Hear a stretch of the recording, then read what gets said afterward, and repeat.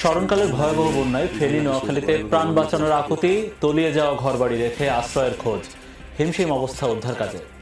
বাংলাদেশের বন্যা পরিস্থিতি আমার বয়সে তো আমি আর কোনোদিন দেখিনি এইরকম ঘটনা। থাকার কোনো ব্যবস্থা নাই, খুব করুণ অবস্থা বাড়িতে। গলা পর্যন্ত পানি উঠে গেছে, পরিস্থিতি খুবই খারাপ। জীবন রক্ষায় দুর্গত এলাকায় সমন্বিতভাবে কাজ করার নির্দেশ প্রধান উপদেষ্টার। উচ্চতার কারণে বাঁধ উপচে পানি এসেছে দাবি ভারতীয় হাইকমিশনারের। সশস্ত্র বাহিনীর সাথে দুর্গতদের পাশে স্বেচ্ছাসেবীরা। বানভাসীদের জন্য বোট আর শুকনো খাবার নিয়ে ছুটছেন বৈষম্য বিরোধী শিক্ষার্থীরা। আপনারা যদি আমাদেরকে এভাবে সংকটকালীন সময়ের মধ্যে আপনারা ইচ্ছাকৃতভাবে ঠেলে ফেলে দেন, সেটির প্রতি উত্তর বা সেটির যে পাল্টা ব্যবস্থা সেটিও কিন্তু বাংলাদেশ গ্রহণ করবে।